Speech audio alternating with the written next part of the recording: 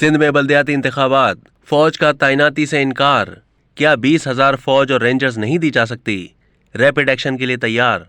General headquarters ने कराची और हैदराबाद के बल्दियाती इंतखाबात में स्टैटिक तैनाती से इनकार कर दिया। ताहम किसी हंगामी सूरत हाल से निपटने के लिए फौज और रेंजर्स रैपिड एक्शन के लिए तैयार होंगे। वजारत दाखिला ने GHQ के जवाब के बाद इलेक्शन कमीशन को आगाह कर दिया है। वजारत दाखिला के जवाबी खत में कहा गया कि 15 जनवरी को हसास पोलिंग स्टेशन के बाहर फौज और रेंजर्स की तैनाती की दरख्वास्त की गई। मामला GHQ के साथ उठाया गया है, जिस पर GHQ ने कहा है कि सूबाई हुकूमत स्टैटिक तैनाती फराहम करने की जिम्मेदार है। आर्मी और रेंजर्स बतौर दूसरे और तीसरे दर्जे की तैनाती के लिए दस्तयाब होंगी। वजारत दाखिला के खत में मौक़िफ़ इख्तियार किया गया है कि इस वक्त फौज सरहदों और अंदरूनी सिक्योरिटी पर तैनात है। 2395 इंतहाई हसास पोलिंग स्टेशन के बाहर 20,000 फौज और रेंजर्स नहीं दी जा सकती। दौरान इलेक्शन किसी भी हंगामी सूरत हाल से निपटने के लिए सिंध रेंजर्स पुलिस की मुआविनत के लिए बतौर क्विक रिस्पांस फोर्स ड्यूटी सरअंजाम देंगे।